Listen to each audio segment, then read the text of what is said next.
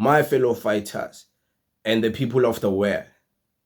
I do not know if you guys still remember Dr. Mbuyiseni Ndlozi during his EFF days, when the Parliament of South Africa recently jump-started after the elections.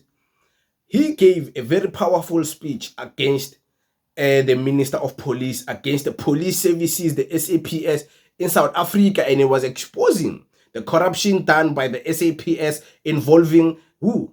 Involving the extortionists in the communities, the extortionists who wanna be paid for protecting the society, wara.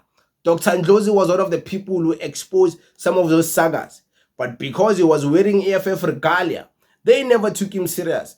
But I think many did, because some of these things we know in South Africa what happens. But I want you guys to listen to Dr. Mbuyiseni Ndlozi.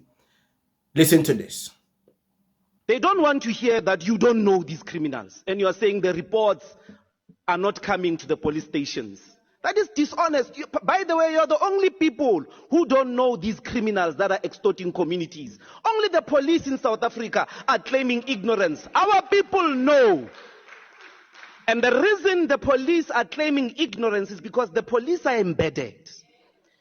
It's because correctional services is embedded. There are people who come from prison who are convicted of murder, who are transported outside, commit heinous violent crimes, murder and assassinations, come back into prisons. When you are looking for them and you are reporting them, police say those people have been arrested already. What is your strategy regarding these activities? You do not have.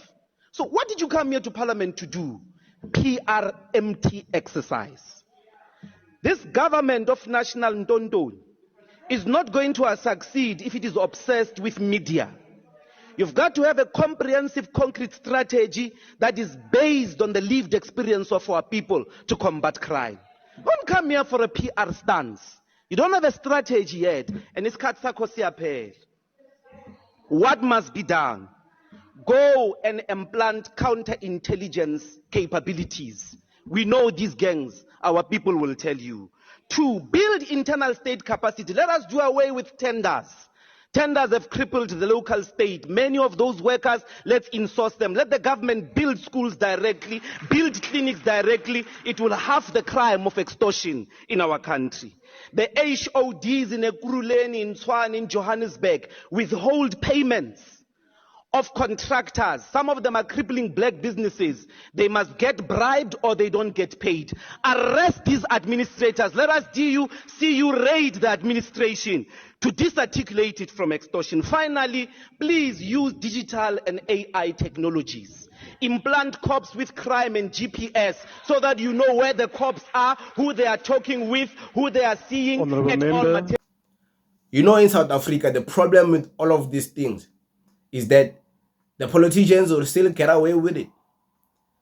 The ministers will still get away with all of these things, with all of this corruption. Whereas with the minister of police, because he has files on everyone.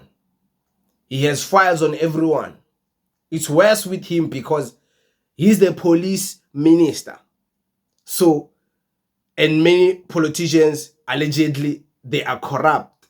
And their cases go to the police, and there has to be a higher influence for docket to disappear. You think the ministers don't know? You think the commissioners don't know? You think the high top police, the generals don't know? So it's worse with the police minister. He can easily take down the whole country. So they're going to do everything to protect him.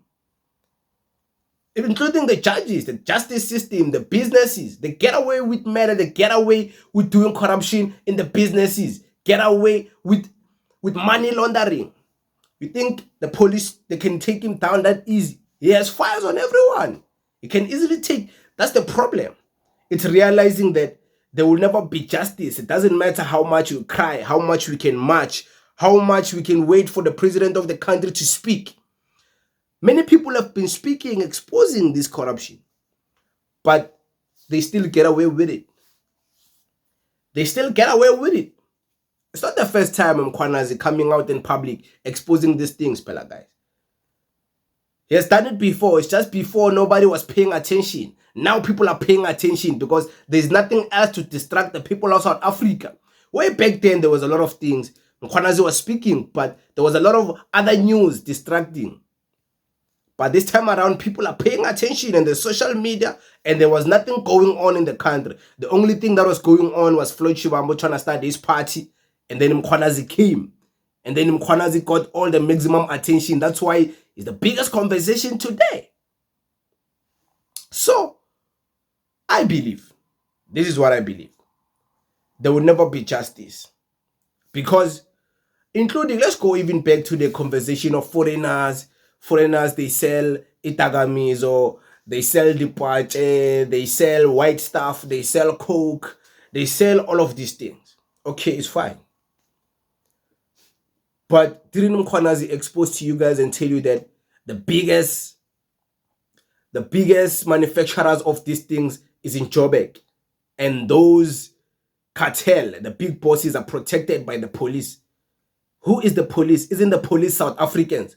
So the cartels are protected by South African police, men and women who work in the SAPS, and we continuously see the police go to Umakoko and they take money and they go.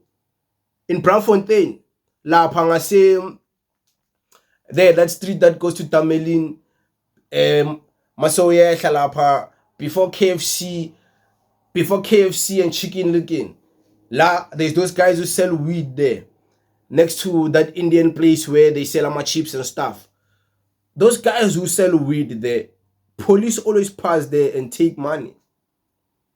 In Newtown, Lapa, in front of Pumulani Garden, that street that goes deep, that enter at the junction, that enter Newtown Junction, the mall, that street that goes down there, coming from up there, I say pre-taxi rank, Lapa, between the four ways, you say Osis, opposite the street is Osis, Ngapa it's Pumulani, Ngapa it's an open space, it's parkings, Ngapa is Lehaya Gardens. Those German who sell weed there, there's police who always come there and collect money. When you go to Forsberg, not even Forsberg, Mayfair, Yazin, let me not even speak about Mayfair because it's too much. Okay? Everywhere, downtown, you go there, Driefontein, you go everywhere, Maboneng, you go everywhere, Nagomai, there. There's guys who sell, there's police who always come and collect money. We see them, we watch them, we're like, oh, so Tini, we keep quiet. Because what can we do? There's nothing we can do. So we know these things happen and there's never justice. That's the problem. The problem is that we agree it's wrong. We agree it's corrupt. But what can we do? We cannot do nothing. That's the problem. The problem is that there's nothing that we can do. Because even if we did something, there's nothing that is going to happen. There's no justice. Justice for Tweko, the marches, they lasted almost a month. Even more than a month. People were marching. Everyone, all political parties, all civil movement, everyone, schools were marching. Guess what? There's still no justice for Tweko. That's how bad the justice system is compromised. So yeah, man, shout out to Dr. Mbuyiseni Ndlozi, guys. Yeah, but it is what it is. We thank you very much. Danko.